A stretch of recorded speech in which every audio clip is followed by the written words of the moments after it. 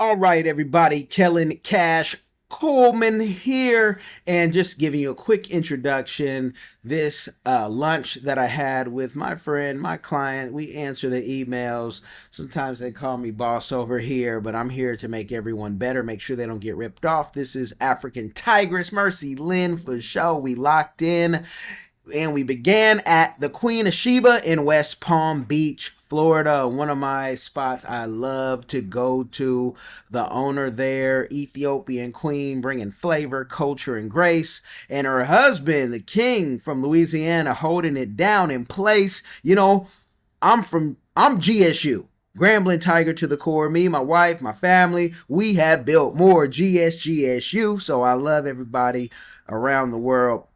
But folks from Ethiopia, Kenya, California, the whole world. You know, we had a quick lunch, real vibes on her travels. She stops by. You guys have seen us before. So without any more rambling, Queen of Sheba, West Palm Beach. This is our lunch. We had a real candid conversation, a conversation right here with the King of Louisiana, her husband, who was just asking questions. He's been to Africa. You know, African Tigress is from Africa. And wherever you are and whoever you are, we're all African. So let's get into this video, having lunch. You see I cleaned my plate already. They got Habasha beer there. They got the Asha Tibbs, the Injetta, the Sheba, no, that's the Senegalese place. Let me stop talking, you guys. Check this out. But we got married or something. You married? I'm not married, but if I go married, maybe half. But I can't see myself moving slowly. You ain't giving up King just 100%. I tried to different places, but I know America is not like it's okay. I mean, it's okay, but it's just not my. You want my kind of tea? Hold on, that. Is it too shallow? Tell the audience. Is it too shallow? So my problem with America is the lifestyle. I can't cope with this lifestyle.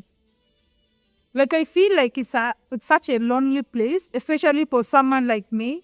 It can be such a lonely place because I think like people would probably stick to the group of friends they went to school with, about that.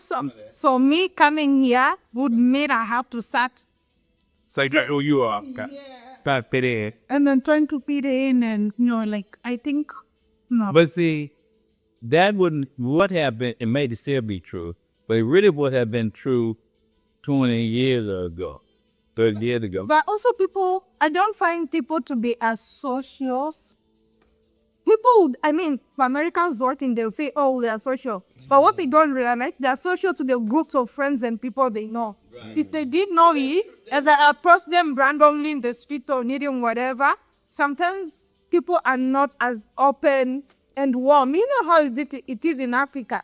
You literally could be walking and you'll meet people and then be your friends. They'll be like, you can take you in and all that. Right. Here you can say, oh, you'll do that. Yeah, realistically, how many people can give us statistics of random people they've met? How can they can get? Now, I'm from the South, boy, yeah. Yeah. You know, and the South is different. The South you get this Florida thing, some of the other things, but the South has that. They retain that some kind of way. That's I'm not kind of way about when people would hear my accent and all that. The truth is, I've had bad experiences in America. But you're only in the big city. If she was to come to like a Shreveport or a Simsboro, I don't know, but I've been to places when you're talking to somebody and sometimes you assume that because they look like you, they're going to be nice to you. And they just look at you like you're speaking. Well, first of all, they right away, they say you got an accent, so they don't try to hear you. Yeah. They just focus on your accent. And easy, they laid it. And some would just be, I'm trying to maybe ask you, hey, excuse me, what's the direction to? I'm new here, there's places I don't know. So when you stop somebody, be trying to ask them that, some of them will literally just keep walking and looking at you like that. I was like, oh, I guess that's a thing. That would not happen in the South. I'm telling you, that would not. And this ain't the South. Yeah. Because once you get to Alabama, I have experience that in Atlanta. Okay. Atlanta has a lot of transplants now, you know. Yeah.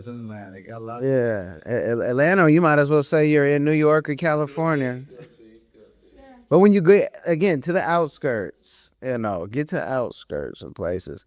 Cause I can't even help people in the trash. Like when you try to help people with their groceries, whatnot, or no, I got it. They're trying to reach for something. I got it. And they could look like you, they cannot look like you, especially young ladies. I stop asking because But we got so many crooked people, man.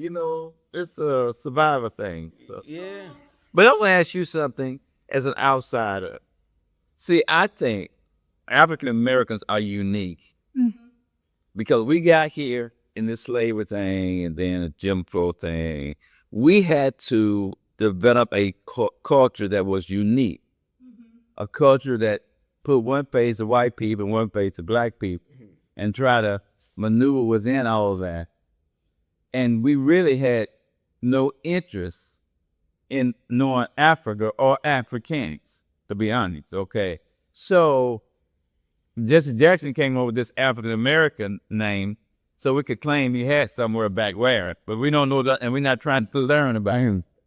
So it creates a real, to me, a confusion state, I mean, even to this day, right now, 26. Think about it.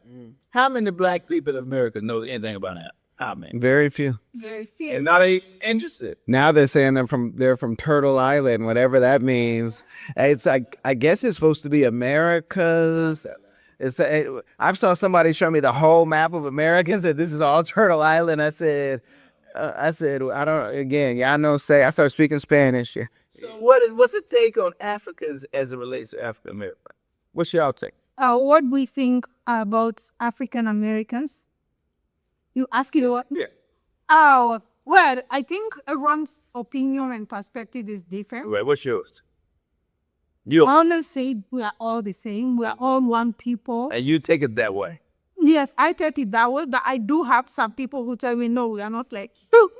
But I always say it's okay. For those ones who choose to identify with us Africans, to our brothers and sisters. For those ones who choose not to identify or consider themselves as Africans, I still respect that. Right. Yeah, but anyone who's interested and willing to associate or consider themselves African, more than welcome. Right. Because, and even in Africa, I don't know about Kenya.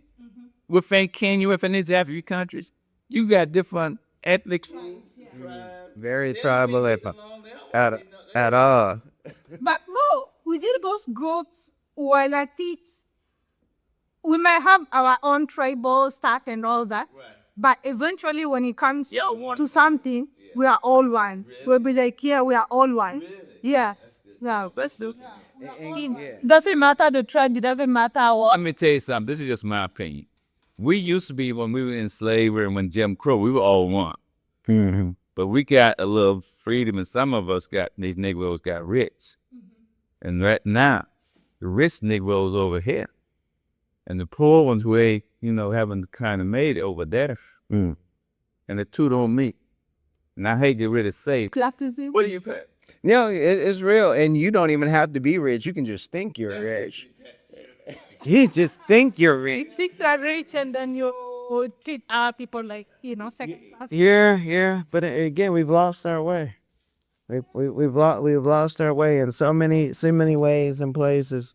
So I like it here. I like America, but at the same time, I feel like I cannot be myself or social here. That's crazy because attitude and all that. So I tend to be more infrared when I'm here. Yeah. I tend to be more infrared. Well, you also know you can go to jail for anything too. For any crossing the street in the wrong place. Yeah, so I tend to be more introverted. Yeah. Okay. See, I've seen Tigeress, I'm gonna cut the camera. I've seen her in Africa when she can push through traffic and cut people off. Kenya, I'm only. Okay, you guys, that's all you're gonna get for me. Are you a successful entrepreneur or one in training? You've got the vision, but do you have the right partner to build your brand, your team, and your future online and off?